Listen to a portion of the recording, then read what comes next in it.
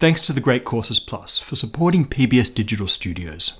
Some see string theory as the one great hope for a theory of everything that will unify quantum mechanics and gravity, and so unify all of physics into one great, glorious theory of everything. Others see string theory as a catastrophic dead end, one that has consumed a generation of geniuses with nothing to show for it. So why are some of the most brilliant physicists of the past 30 plus years so sure that string theory is right?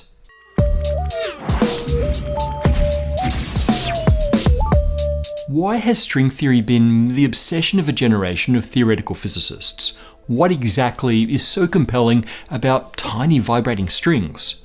In our last string theory episode, I talked about what these things really are and covered some history.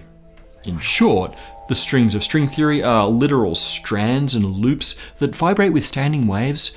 Simply by changing the vibrational mode, you get different particles, analogous to how different vibrational modes on guitar strings give different notes. And, by the way, these strings exist in 6 compact spatial dimensions on top of the familiar 3.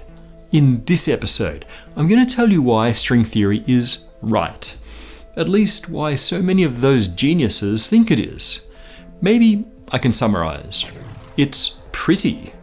Or at least it started out that way. Its mathematics seem to come together so neatly towards a unified description of all forces and particles. And most importantly, that unification includes gravity. I want to try to give you a glimpse into this mathematical elegance. I also want to give you a teaser on why string theory is actually wrong. Don't worry, that topic will get its own whole episode. The greatest criticism of string theory is that it's never made a testable prediction. The space of possible versions of string theory is so vast that nothing can be calculated with certainty. So string theory can neither be verified nor ruled out. It's unfalsifiable. But string theorists might disagree. They might say, maybe half jokingly, that string theory does make one great prediction. It predicts the existence of gravity. Which is stupid, of course. Everyone knows that Isaac Newton discovered gravity when he fell out of an apple tree. Or something like that. There was definitely an apple tree involved. But the fact is, when you start to work out the math of string theory, gravity appears like magic. You don't need to try to fit gravity into string theory. In fact, it will be difficult to remove it. And the quantum gravity of string theory is immune to the main difficulty in uniting general relativity with quantum mechanics. It doesn't give you tiny black holes when you try to describe gravity on the smaller scales. We did talk about this and other problems with developing a quantum theory of gravity in a recent episode, but before we get to the nuts and bolts of how string theory predicts gravity, it's worth taking a moment to see how stringy gravity avoids the problem of black holes. Let's actually start with the regular old point particles of the standard model. When a point particle is moving through space and time, it traces a line. On a space-time diagram, time versus one dimension of space, this is called its world line. In quantum theories of gravity, the gravitational force is communicated by the graviton particle. When the graviton acts on another particle, it exerts its effect at an intersection in their world lines over some distance. But in very strong gravitational interactions, that intersection itself becomes more and more point-like. The energy density at that point becomes infinite. More technically, you start to get runaway self-interactions, infinite feedback effects between the graviton and its own field. If you even try to describe very strong gravitational interactions, you get nonsense black holes in the math. Okay, let's switch to string theory, where particles are not points, they're loops or open-ended strands. The graviton in particular is a loop. When strings move on a space-time diagram, they trace out sheets or columns. In fact, you can think of a string not as a 1D surface, but as a 2D sheet called a world sheet. Now, let's look at the interaction of two strings. The vertex is no longer point-like, it can't be point-like. Even the most energetic interactions are smeared out over the string, so you avoid the danger of black hole creating infinities. Okay, put a pin in these worldsheets, we're going to need them later. They illustrate why quantum gravity isn't hopelessly broken in string theory, and that's a huge point in favour of string theory, but these worldsheets will also help us see why string theory predicts gravity in the first place. And this is the second point in string theory's favour. See, it turns out that tiny vibrating quantum strings automatically reproduce the theory of general relativity, and in the same mechanism seem to promise to reproduce all of quantum theory too. This is part of the elegance I spoke of earlier. This stuff appears a little too naturally in the math of string theory to be a coincidence. Or so a string theorist might tell you. For some reason, vibrating strings are bizarrely well suited to quantization. By quantization, I mean taking a classical large-scale description of something, like a ball flying through the air or a vibrating rubber band, and turning it into a quantum description.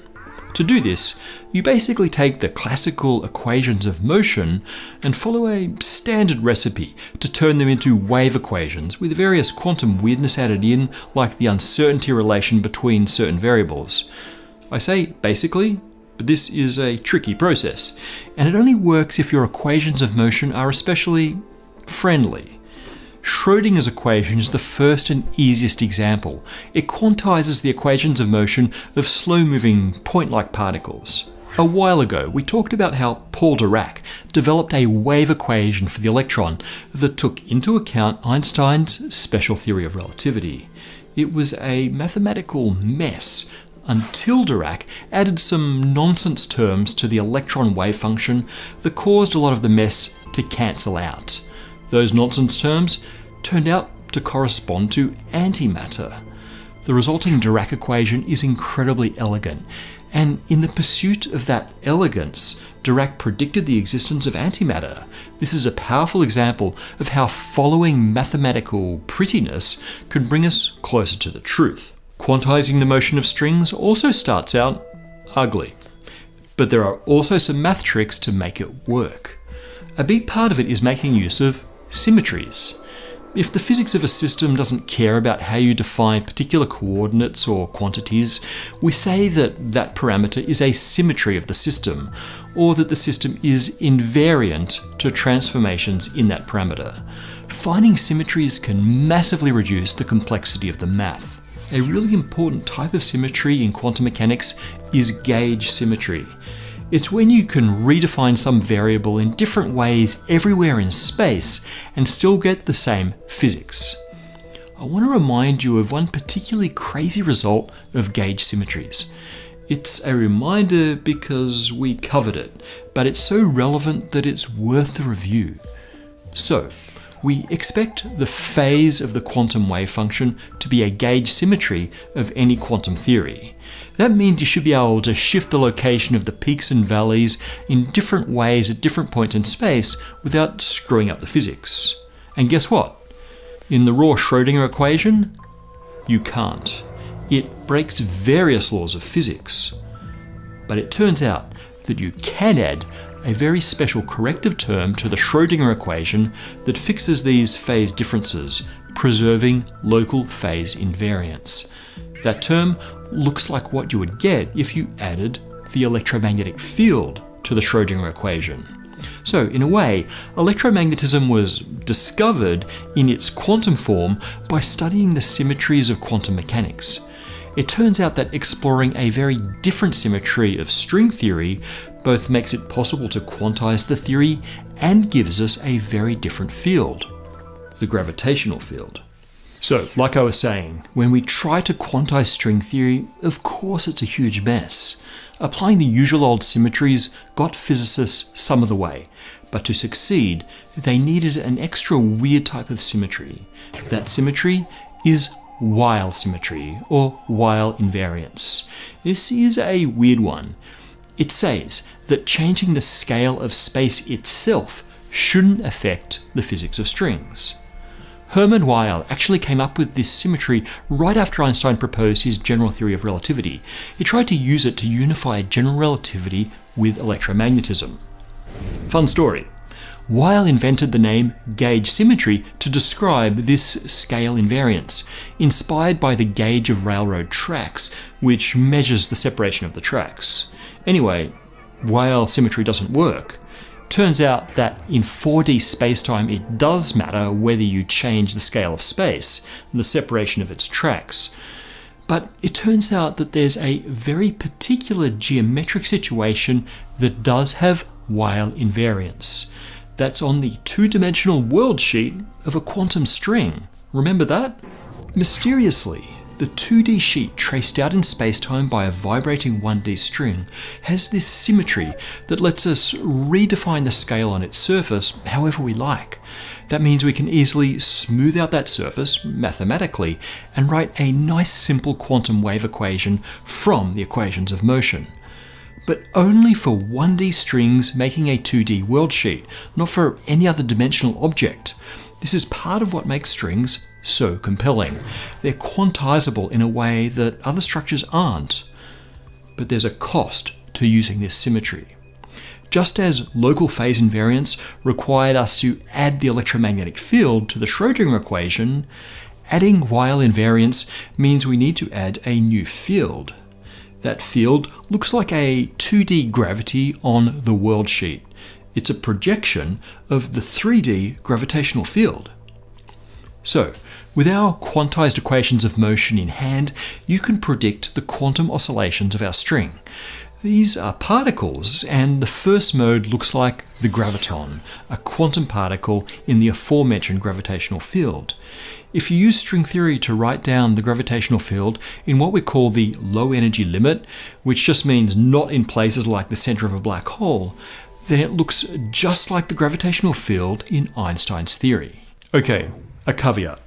You can only get the right particles, including the graviton and the photon, out of string theory for a very specific number of spatial dimensions.